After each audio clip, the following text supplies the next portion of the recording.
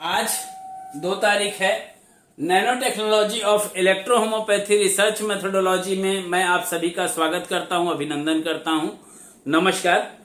आज हम सोक्रोफ्लोसो ग्रुप की 8वीं मेडिसिन S11 के बारे में जानकारी प्राप्त करेंगे।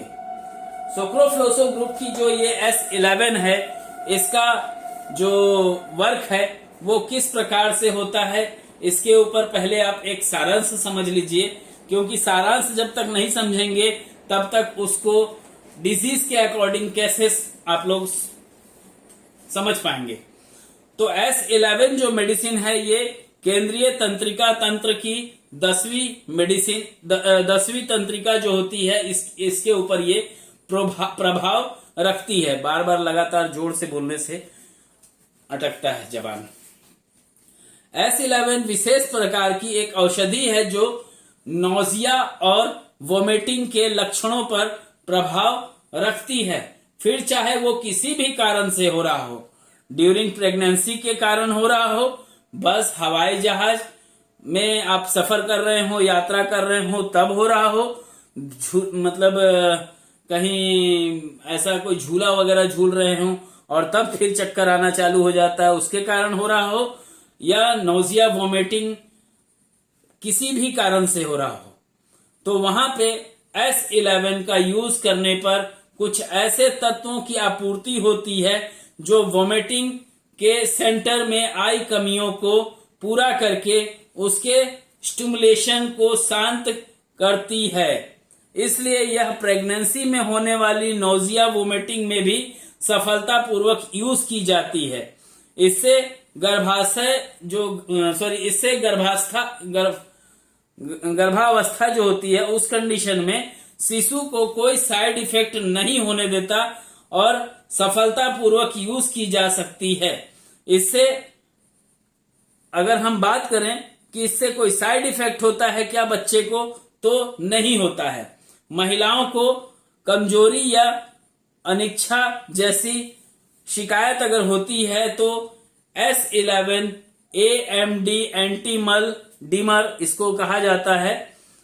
स्लेस्मिक क्लाउ म्यूकस मेम्ब्रेन के जो झिल्ली होती हैं वो ग्रंथियों तथा हार्मोन्स तथा अमाशय की जो वात नाड़ियां होती हैं वो हल्के, मतलब जो हल्के नहीं बोलना चाहिए, हलक बोलना चाहिए, गला का जो हलक होता है, हलक पर भी ये प्रभावी होकर के समस्त प्रकार के मितली, नोजिया, वोमिटिंग, उल्टी और सवमन में भी ये बहुत ही अच्छे तरीके से कार्य करती है। वात नाड़ियों और हलक के जो प्रभावी जो बोलना चाहिए स्लेस्मिक होती हैं उस पर यह समस्त प्रकार की जो मितली होती है वो, और जो बोलना चाहिए सिटिंग के वजह से अगर वोमिटिंग आती है, बसों में ज्यादातर होता है, तो ये तुरंत लाभ प्रदान करती है। नेत्र के समस्त रोगों में तथा ज्ञानेंद्रियों जैसे कान, नाक, आंख, जीभ, त्वचा सभी पर इसका प्रभाव उत्तम देखा जाता है। पाचन तंत्र, आंत इंटेस्टाइन और रेक्टम की जो वात नाड़ियां होती हैं उस पर भी इसका प्रभाव बहुत ही अच्छा होता है। यही कारण है कि ये कब्ज का नाश भी करने वाली मेडिसिन मानी जाती है।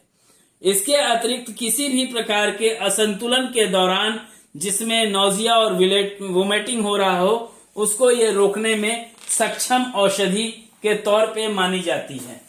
तो आइए जानते हैं कि सोक्रोफ्लोसो 11 में हम किन रोगों का मूल रूप से इलाज कर सकते हैं। यूं तो मैंने इसमें 9 डिजीज के बारे में लिखने के लिए बेहतर समझा, बट ये टोटल 17 जगह यूज होती है।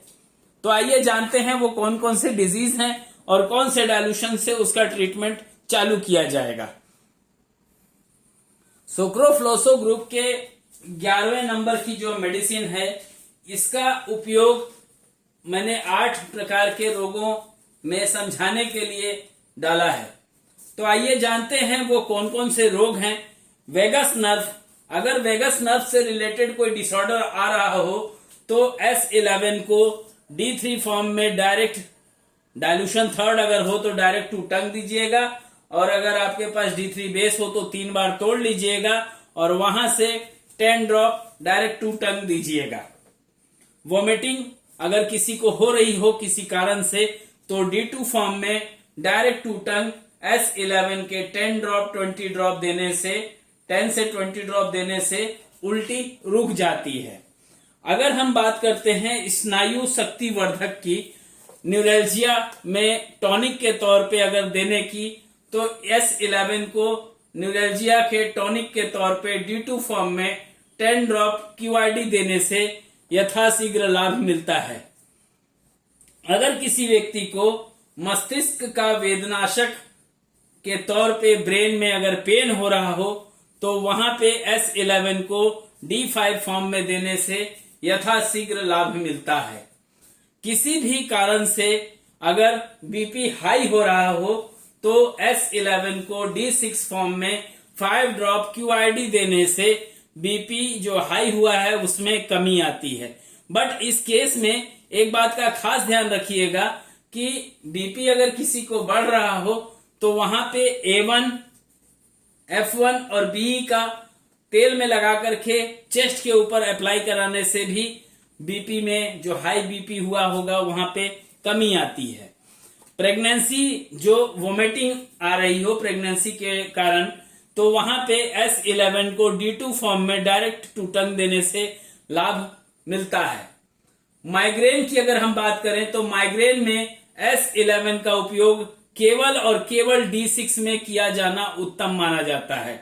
D6 इसलिए बोल रहा हूं क्योंकि अगर डीजेनरेटिव में भी होगा तो वहां पे आपको इसमें से 2 ड्रॉप देना होगा, लेकिन क्योंकि ये D6 फॉर्म में है और वहां पे अगर D6 फॉर्म में हम मेडिसिन को उठाते हैं 5 ड्रॉप से डोज रखते हैं तो माइग्रेन का भी समन विद इन